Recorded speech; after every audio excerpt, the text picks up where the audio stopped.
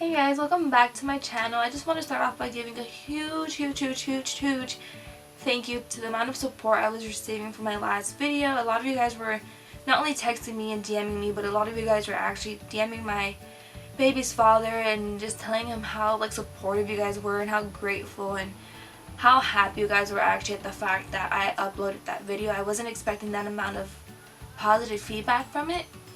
So I'm actually really happy and really grateful, and I just wanted to give a huge thank you to all of you guys who did reach out and did express how happy you guys were about the video. So as you guys can tell by the title, today's video is actually going to be a part 2 of my pregnancy journey and what my labor and delivery was like, so let's get into it. Just a little bit of disclaimer, if you guys do hear any kind of background noise, it's going to happen. I mean, it's out of my control.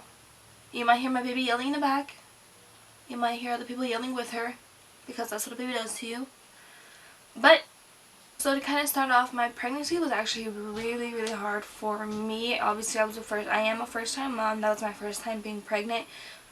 So I didn't know what to expect. I had no idea how pregnancy was going to work out, how my pregnancy alone was going to go, because obviously pregnancy for everyone is different for each individual. So it was just kind of I didn't know what to expect. Once I was probably around, I think it was probably 2 months. I suddenly well, not even.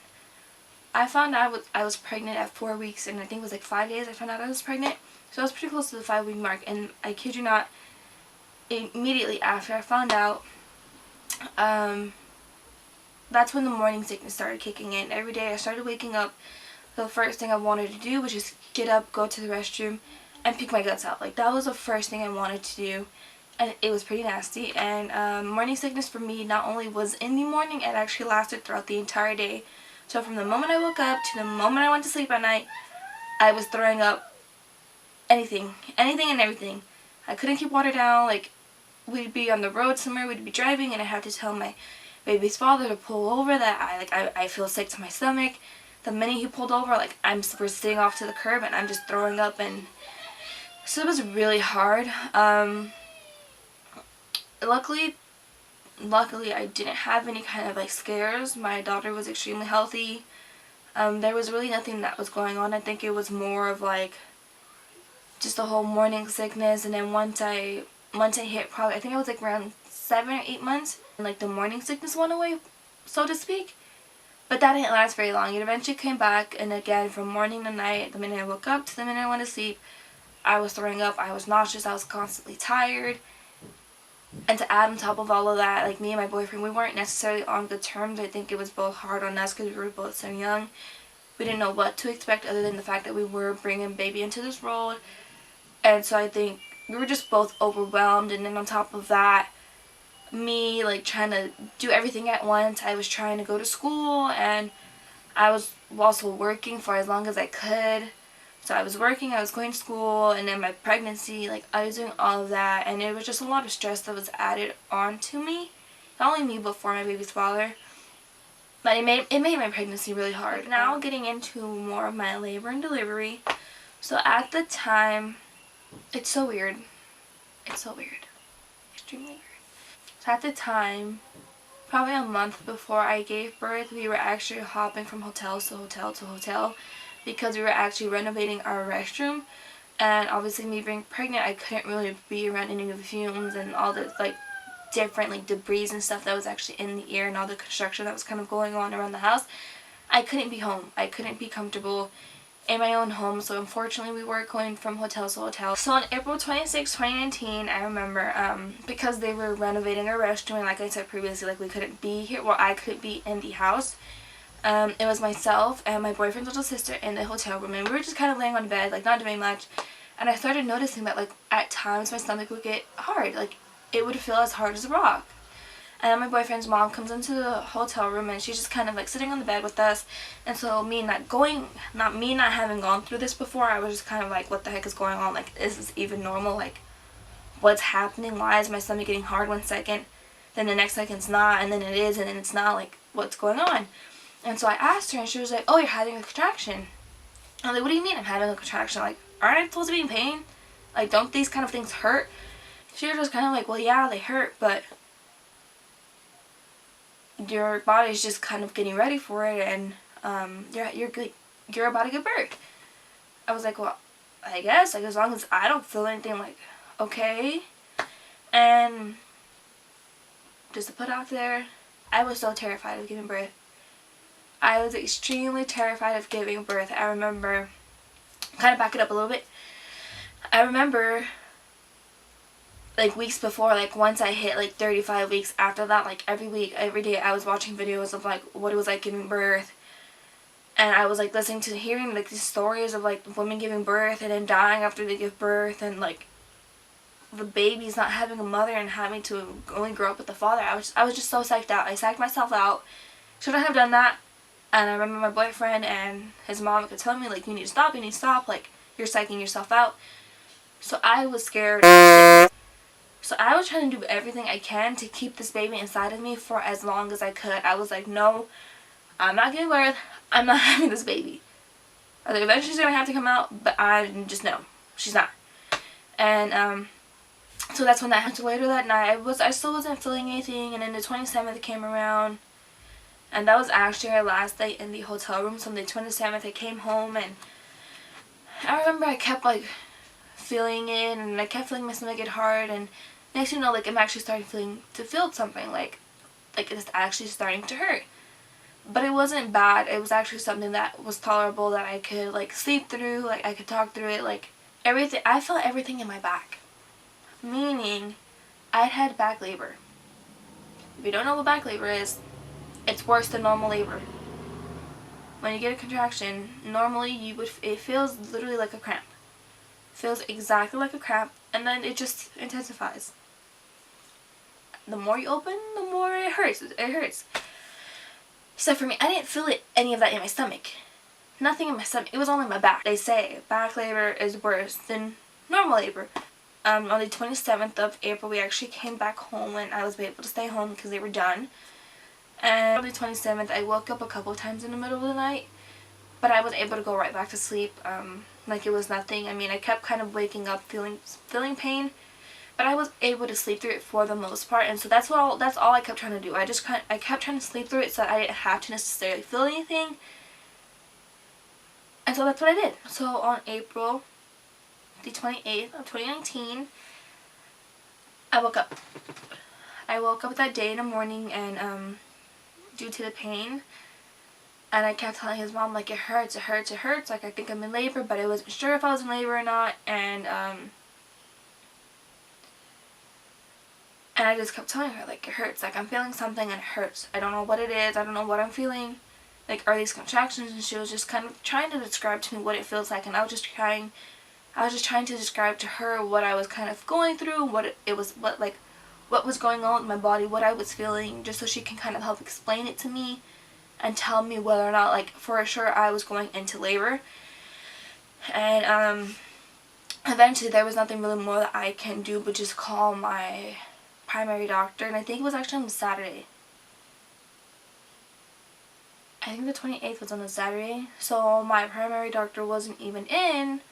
I had to speak to the on-call doctor, and I was speaking to the on-call doctor, and I would never forget what she told me. I told her what I was feeling, like what I was going through, like the rundown of the past 2 days prior to that moment that I was calling her, so from the 26th to the 28th. And so she told me, she goes, yeah, you're in early labor. And I was like, you're serious? And she goes, yeah, like, you're in early labor.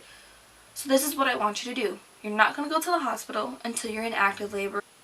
So she had told me, she was like, this is what I want you to do. She's like, I want you to grab a big glass of water, cold water, and go walk around your neighborhood, around your block a couple of times until you're no longer able to speak through your pains, speak through your contractions, till you're no longer able to walk through your contractions.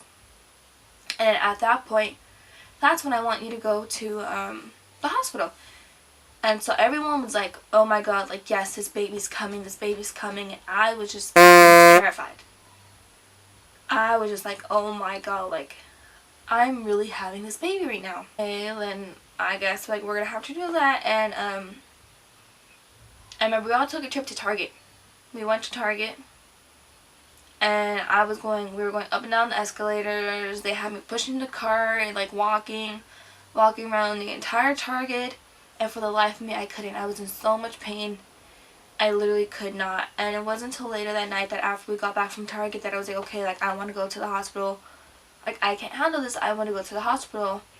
We got back home and we packed all of our stuff because we hadn't had her diaper bag ready. Actually, that's a lie. I did have her diaper bag ready. Her diaper bag was ready, but I didn't have any of my stuff ready. He didn't have anything ready for him. Like, we were so unprepared. I mean, I wouldn't say so unprepared. I should take it back. I shouldn't say so unprepared because we did at least have her stuff ready. But as for us, like, we didn't. Because we were bouncing around from different hotel rooms and, like, different hotels.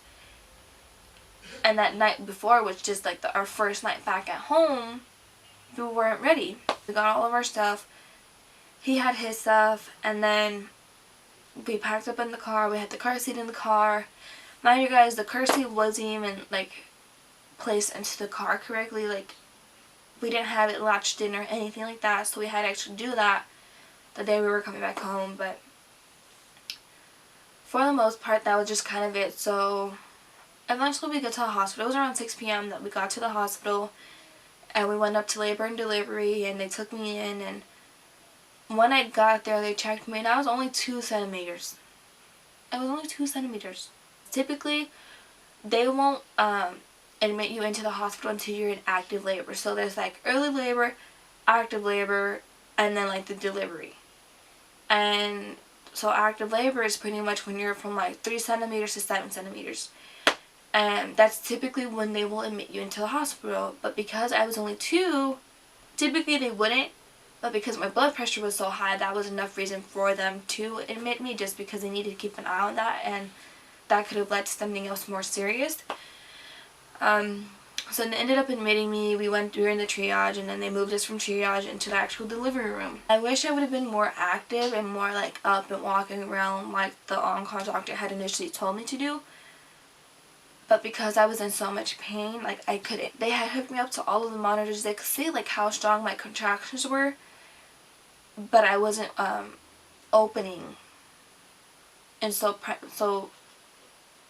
technically speaking, like my contractions were a lot stronger than how much I was actually opening. So they ended up giving me like some kind of medication to help my labor go through a lot faster. And so we were there that night, and eventually, because of the amount of pain I was in, they wanted to give me the epidural, and I was still indecisive because I've heard a lot of stories of like what getting the epidural was like and what labor was like not getting the epidural. So I wasn't really sure, but after a while I was like, okay, like, you know what, I am going to do it. So I was 2 centimeters when they offered me the epidural, and the one thing I was worried about was the epidural not lasting. I was only 2 centimeters and I didn't want it. I mean, eventually I did, but at that time I didn't want it, because the one thing I was worried about was getting it so early on that eventually I would feel everything at the end when it's actually time to push. And the nurses and doctors just kept telling me like, no, like once you get it, you don't feel anything anymore, like you won't feel anything for the rest, and you won't even feel when you give birth. And so I was just kind of like, well, like, are you sure? Like, something in my gut, like, I say this all the time, but I feel like I have a really strong intuition.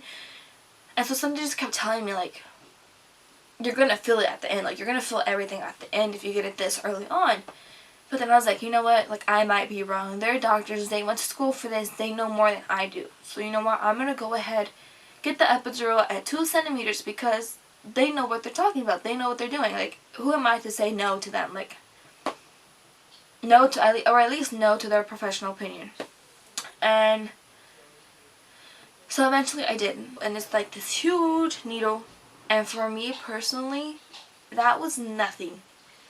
I didn't even feel when it went into my back. All I remember was like the nurses telling me, okay, like let me know when you have a contraction, and then when you don't, that's when we'll do it. And I think I was just so like psyched out of like how much pain I was in from just having a contraction that I didn't really necessarily feel getting the epidural until she told me like, okay, it's in, like please don't move. And so after that, it was just all kind of like a waiting game. So I was in labor for a total, but 36 hours, I think, 34 hours, something around there. And They came and checked me periodically to see if I was dilating. And eventually, once I hit roughly like 9 centimeters, I kid you not, I started feeling everything. Like, it's so crazy, like, that transition, but like from one contraction to the next, I was suddenly feeling something. First, I wasn't feeling anything, and then the next contraction that came, like, I just started feeling something. I was like, okay, like, I feel a little bit of pain, but maybe, like, it'll stay that way. Like, maybe that's all I'll feel, and I'll be happy with it, because I'm like, this is nothing.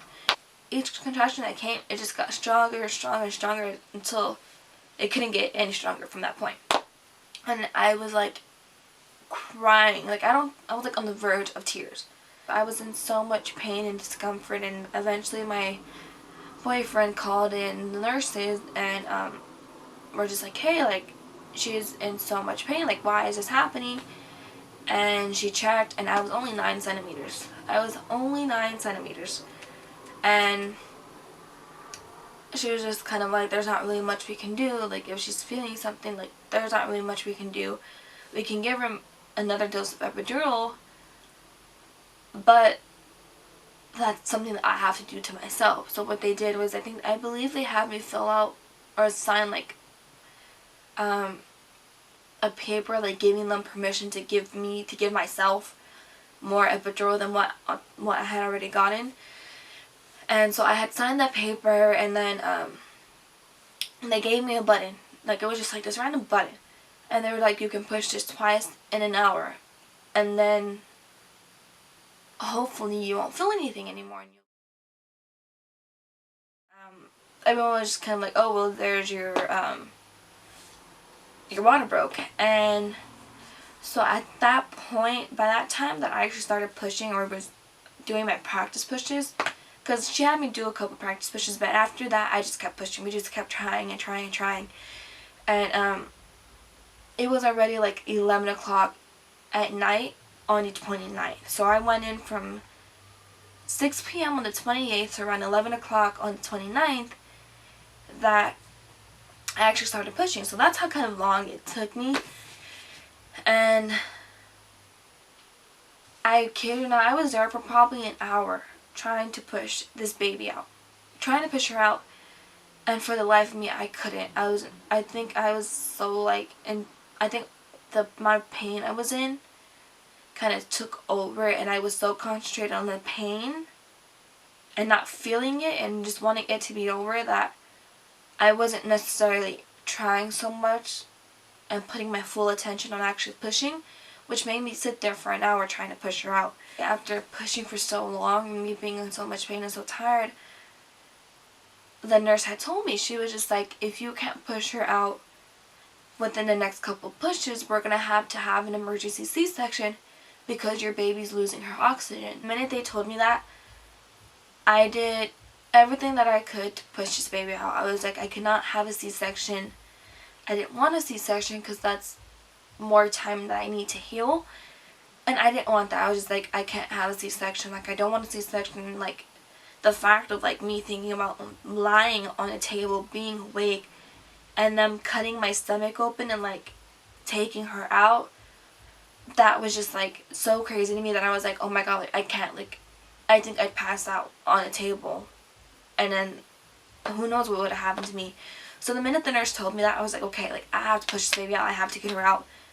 I'm gonna do whatever I can. And so I'm there, like, pushing this baby out. My boyfriend's mom's, like, feeding me ice cubes because I was so thirsty, and obviously I couldn't eat or drink anything. I couldn't drink water. The only thing I could, like, munch on was ice cubes, and so I'm trying to suck off as much water as I can off the ice cubes to keep me hydrated. But I was so tired from being there for an hour, almost an hour, trying to push this baby out. And my boyfriend's like, he's trying so hard to keep himself together from, like, not passing out, and his mom's kind of like, she's there for, like, the moral support, like, feeding me the ice cubes, but she's like, she's also freaking out, but she's trying so hard not to freak out because I can't push this baby out. And so there was a lot going on in the delivery room. I don't know how I did it. Kudos to me, pat on the back.